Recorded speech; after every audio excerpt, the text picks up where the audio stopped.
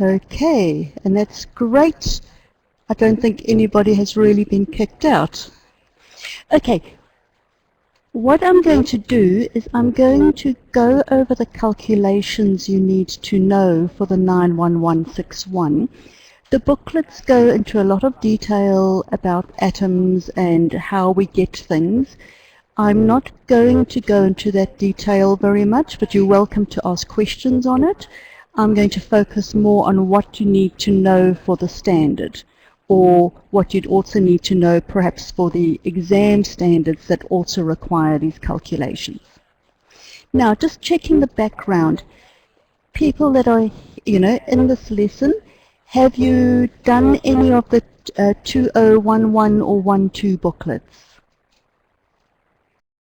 Okay, some of you have. You welcome to say no, because it gives me an idea of what to sort of expect. Okay, right. So some of you done, and some of you have not. Okay, now those two pictures. Can you see those two pictures on the screen? Good. Okay, those are images to help you remember the formulae that you need to know. There are 3 formulae you need to know in chemistry at level 2. The last one is a pH formula, which you do in the 2.6 exam standard. But these are the 2 that you need to know for the 91161 and the 91164. So, if you imagine the N is equal to a little man on top of a big man, okay, a big muscle man. We'll look at what all those N stand for, but it's to try and remember the formula of N is equal to a small m for a little man over a big M, a big muscle man. So it's a capital M. So it's a lowercase m over an uppercase M. And then the other equation you need to know, which you come across in CH2000, is the concentration calculation. So I remember it like a caret. So C for concentration, C for caret, is equal to N, which is like the rounded top of the caret, over V, which is the bottom of the caret. So if that helps you remember those formulae, because you won't be given those in the exam or in the task, you have to know them. Okay, so what does this N and little m and capital M stand for? These are things, again, you need to know off by heart. So there are 5 quantities you have to know. One is mass, molar mass, and I'll explain that just now, amount, concentration, and volume. Now, the symbols is how we represent those. So as you can see, mass is that little m, okay, if you think of that picture we had. Molar mass is that big capital M, and then the amount is N. I don't know why they made it N, but that's just the symbol they use. Concentration is C, and volume is V. Now, is there any questions about those? Anybody going to struggle with remembering those? Because there are Quizlets and so on that you can play games if you need to have practice. So for all of those in the lesson, are you okay? You can just say Y for yes or N for no. For some of you to sort of. Okay, it does take time to get your head around it, and that's why we'll have those Quizlets, and I could put those Quizlets up on OTL, and then it's just a way of learning things. This is just off by heart learning. Where the problem comes in, there's lots of M's in these formulae. There's a little m, there's a big M, and then amount is N. So mass is in grams, Isabella, right? Grams per mole. Yep. So we're going to go into the units now, but correct. So I hope you've also noticed that mass and molar mass are put together, and then a space and then amount, because these top 3, I'm just going to get my pen up. So if you think of these top three, that's that one formula, and if I just change the other color, this is the other one. Now notice, if this is like a Venn diagram in maths, what comes up in both of those equations, or both of those groups? The amount. The amount is the most important thing, because that's the way we count in chemistry, and the amount is what you use when you swap from one equation to the other. The amount is what you use when you swap from one substance to the other. So you always are looking for N. If you don't know where to go, calculate N first. Okay. Now, as Isabella said, we also need to know units. Okay. Use these units to help you if you have forgotten the equation, or if you've got to change the equation around. They're very helpful. So if I just click on that first equation, N is equal to that little man on top of that big muscle man. Okay. If we use the equation, the units, can you see I've got the unit of amount is mole, the unit of mass is gram, and the unit of molar mass is gram per mole. So molar mass, just from its name, means the mass of one mole. And a mole is the way we count in chemistry. In my next slide, I'll explain that. Just accept mole is the way we count. So if I have one mole, it's like if I have 1 dozen atoms, except 1 dozen atoms we wouldn't even see. But if we have 1 mole of atoms, it's just the way we count and group them. So it's the mass of 1 mole, so it's gram per 1 mole, gram per mole. That's where those units come in. Now, can you see, and this is where you got a little bit of maths here, an equation, I think you know the left-hand side must equal the right-hand side. Does that make sense to you mathematically? Yep. So can you see I've got gram at the top, and it will cancel with the gram at the bottom. So that leaves me with mole is equal to 1 over 1 over mole, because mole to the minus 1 is 1 over mole. Now, a good way to remember this with maths, if I say divide an apple into 2 halves, how many pieces have you got? I've actually given you the answer. Divide the apple in half. That is what I meant to say. You've got 2. So basically we're saying if I've got 1 apple and I divide it into halves, okay, what I've got, that 2 that was 1 over 2, that 2 sort of goes to the top, because I have 2 apple halves, don't I? Okay, so that same maths is if I've got a mole is equal to 1 over mole, that is going to be, whoops, sorry, I don't know what happened there. Okay, so that's going to be the same as mole. So what I'm trying to point out is if I use units, I should be able to cancel them so that my unit on the left-hand side is going to be the same as my unit on the right-hand side. Did everybody follow that? You're welcome to say no. Okay. Good. Okay, so you're not too sure. This is the sort of the hardest one. I remembered always as if I have to divide an apple into a half, then I have 2 pieces. So if I have 1 over mole, because this mole to the minus 1 means, if I say per something, it's always 1 over mole. Okay, so if I have 1 over mole, it's the same as mole. So my left-hand side unit is going to land up the same as my right-hand side. I'm just going to remove all that, and we'll look at the same thing for the next formula, which is C is equal to NOV. Remember that caret. Okay, and I have the same things over here.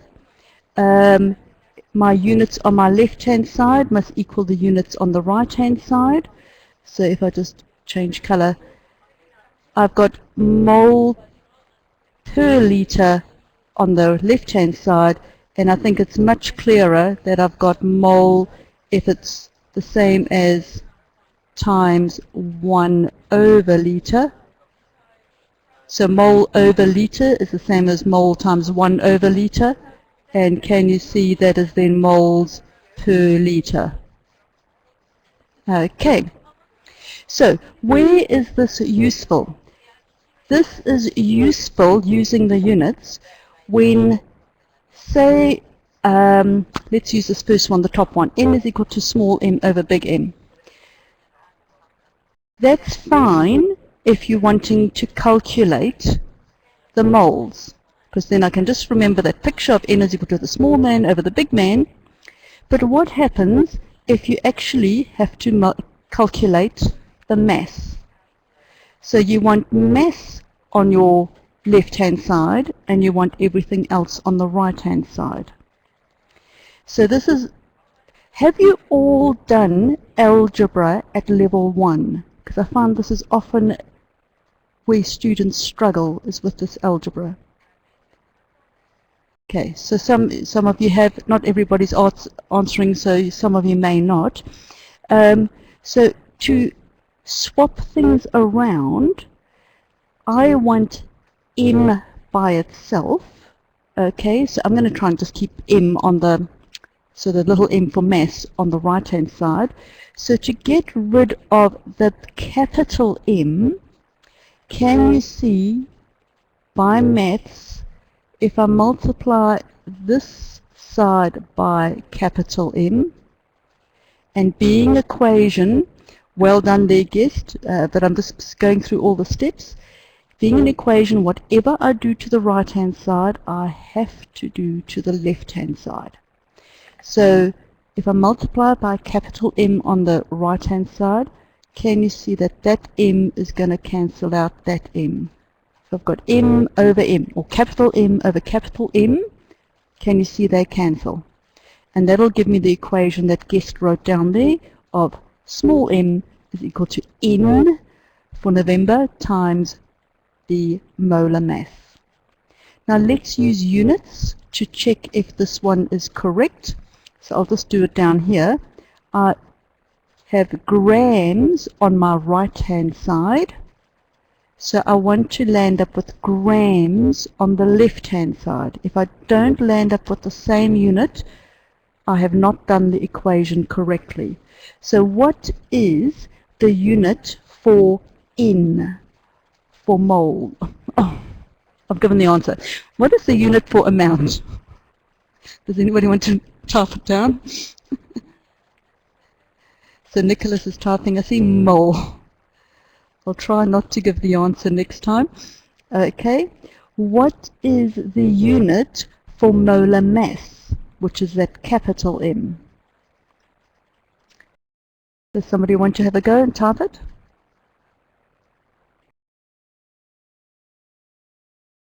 Grams per mole, correct. So I've got grams per mole. So it's supposed to be negative. Now can you see that per mole is the same as 1 over mole? So if I have, just change the color again, if I have mole over mole, can you see that those are going to cancel? And that leaves me then, because this is gone, okay, that leaves me with gram on the left hand side and gram on the right hand side. So if they cancel correctly, you should have the right units. If they don't cancel correctly, then you've made a mistake. You either haven't converted your units properly, or you haven't changed the subject of the formula properly. Okay, so we've looked at those things. What I want to do now is just look at this word mole a bit, because you're going to come across it and you must get some sort of idea. Now, when we talk about an amount, we're counting. So if I say I have many apples, it's not really an amount, okay? You can say if I have 1 apple or 2 apples or 3 apples, that is an amount. So we can count also in groups. So if I say I have a couple of apples, how many apples do I have? 2. Right. If I say I have a dozen apples, how many apples do I have? 12. And if I have 2 dozen apples, how many do I have? 24. Great, you're onto it. And if I have half a dozen, how many do I have? 6. Okay, so you get this idea that dozen is a group, okay, it's a certain value, and I can have 2 or 3 dozen or half or 0.123 dozen or anything like that. Score, that's not used very often nowadays. Does anybody know how much a score is? And that is actually, no, that's a different value, 144. Score was actually 20. 144 is, it slipped my mind, but yes, there is a group called 144. A century, how much is a century? 100. So if I just quickly showed, so we've got a couple like a pair of socks, a dozen is a dozen eggs, score is 20, or a century if you think of, you know, these McCullum that's got a century at cricket, or if you become a centurion or send something or the other, you get a letter from the Queen, or also percent. So if I have got 60%, it means I've got 60 out of 100. So cent is to do with 100. And then these are sort of fairly small values. And then we get this value called the mole. And it's quite a hard number to get your head around because it is an enormous amount. So it's 6, and then it's got 23 zeros, well not quite 23 zeros because it's 02 and then 21 zeros after that, but it's roughly 6 with 23 zeros after that. So it's an enormous number. In fact, the only sort of number that I think is bigger that we do as a group is a Google. Does anybody know what a Google is? And it's no, it's not typing in the search engine with Google. It actually does represent a number. Does anybody know what a Google is? It's okay. 100. It's a number with 100 zeros behind it. So it's an even enormous number than a mole. So to get an idea of the size of a mole, because it's actually an enormous number, if I show you a picture of the solar system. Okay, now you know the solar system is pretty big. So if I take it from one end, so from the Kuiper belt that's beyond Pluto, okay, all the way to the other side, through the sun going through to the Kuiper belt on the other side, if I took 5 mole of atoms and just lined them up next to each other, so they're one single row of atoms, 5 moles would take it all the way from one end. So if I started there and I put it all, you know, in a single line, I would get to the other. 5 mole of atoms would do that. So I hope you're getting an idea of how absolutely enormous a number that is. Because an atom is an angstrom, which is 1 times 10 to the minus 10 of a meter. So they're very tiny. So does that give you an idea of a mole? Okay. Now why this funny figure?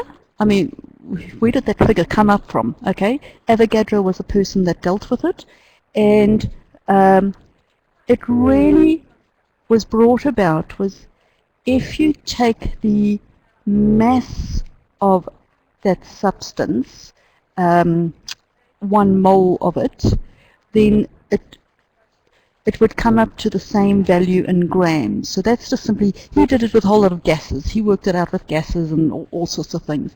But to get an idea, this is, up here is 1 mole of sulfur, and I don't know if you can see, but it says there 32.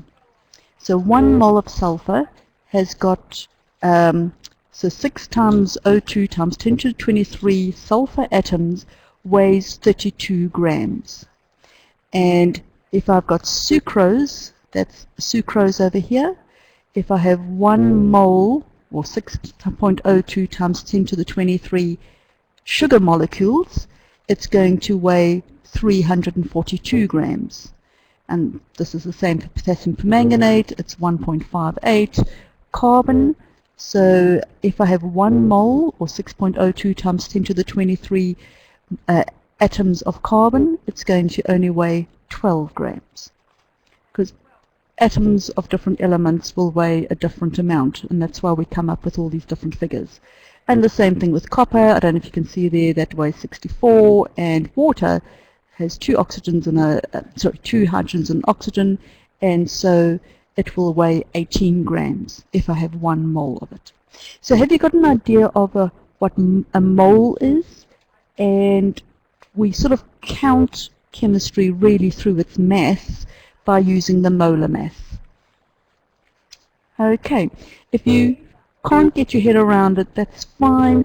Just use the molar mass. I'll show you how you use the periodic table to get that. Right, so let's go. Here, sorry, I'd forgotten about the slide. This was my slide to work out the subject of the formula. So if I just do this sort of quickly again, if I had C is equal to N over V, okay, and say I wanted to work out the amount. I was given the concentration and the volume, and I had to work out the amount. So first of all, what is the amount? What symbol are we looking for? C, N, or V? N. Okay, so I want to get N by itself. Alright, so I want the V gone from it. What do I do to the V on the right hand side to try and get rid of it?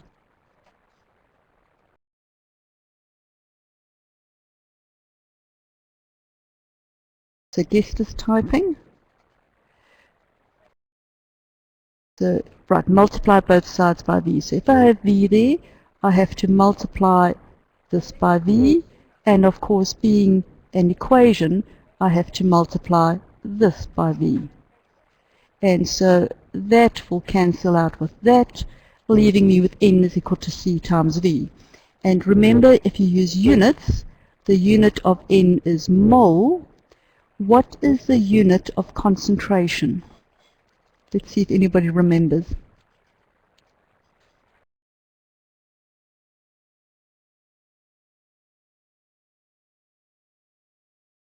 So some of you are typing there.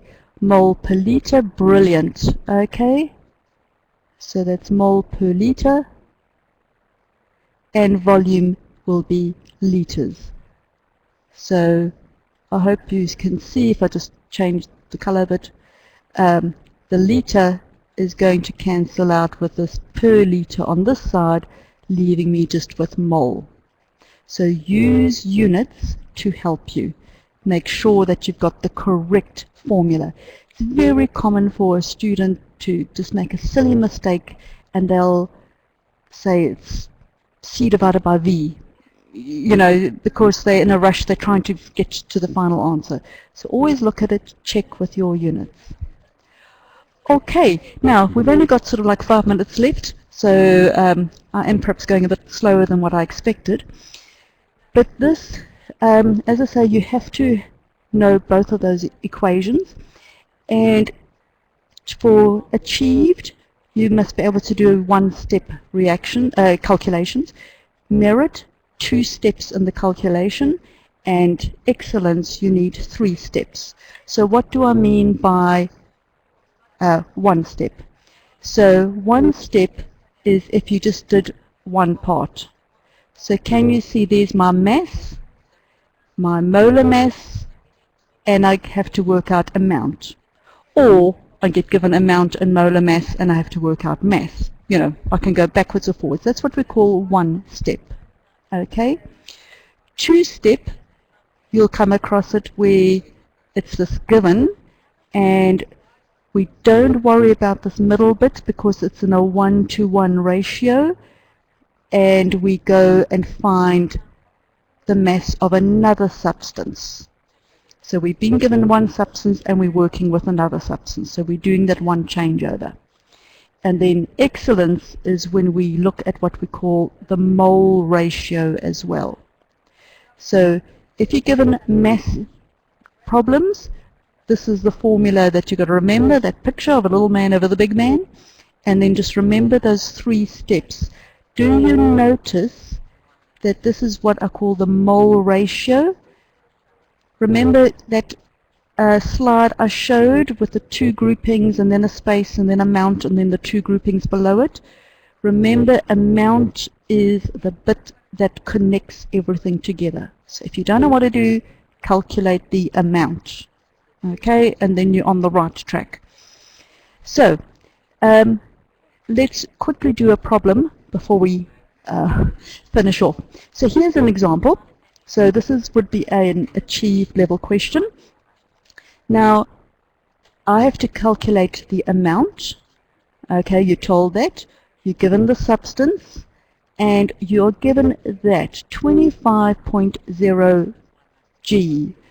What quantity is 25.0 G? Is it mass, molar mass, or amount? Mass. Correct. So I know my mass, so the little m, and I'm not going to bother writing the substance because I've only got one substance in this problem. So my mass of my magnesium hydroxide is 25.0. Okay? And put your units down because you've got to make sure your units are always correct. What is my molar mass? Now, we actually have to work it out. So, if I have magnesium hydroxide, how many magnesium atoms have I got in magnesium hydroxide? For one ratio unit, of course. So, in other words, I'm looking at that little number on the right-hand side next to the element. And if there's no little number there, it's always 1. So my molar mass is, I have 1 magnesium, so it's 24.3. Okay. I have got how many oxygens? 2. Because I've got those brackets, that 2 applies to both the O and the H. So I've got 2 oxygens. What is the molar mass of an oxygen atom? It is given there, 16. So it's 2 times 16, and it's actually 16.0. It's important because of significant figures, and I'll most probably cover significant figures in the next lesson. Plus, okay, I've got another element there. I've got hydrogen, and I've got 2 of them. And what is the molar mass of hydrogen? Okay, Nicholas is typing. 1. Okay. Right, and it's 1.0. Sorry, I got distracted by that thing popping up. Come on, go there. Okay, so if we work that one out, I should have worked it out beforehand so I know what's going on. So it's 24.3 plus 32 plus 2 is equal to 58.3. Did everybody get 58.3 if you've got a calculator handy? I always suggest you double check your equations because it is calculations, because it is so easy to make a silly error in your calculator. Right, so I've got mass, so I've got that, I've got molar mass. Now I've got to work out amount. So this is now where you think, what is my equation I use to work out the amount. And hopefully you'll look at or remember that one, because as I say, it's not going to be given. So n is equal to small m over big M, and that is going to be equal to, now put it in with your units, 25.0, sorry, this pen doesn't do, okay, all over 58.3, come on, grams per mole. And I know people don't like doing all this writing, but it is very helpful if you put the units in, because you can check to see will they cancel to give me the right unit of mole. Okay, and if we do that, 25 divided by 58.3, did you get an answer of 0.249?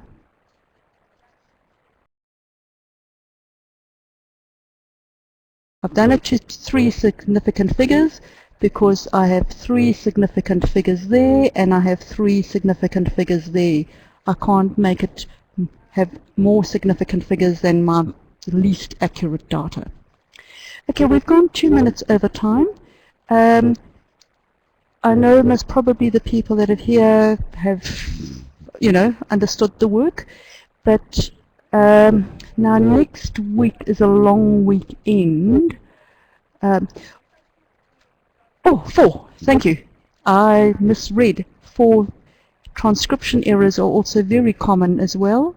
So that is a good thing of how you make a silly error. It was 429. Okay, thank you, guest. I have seen that very often, a transcription error. Your calculator says one thing and then you reverse some numbers and then you drop down a grade.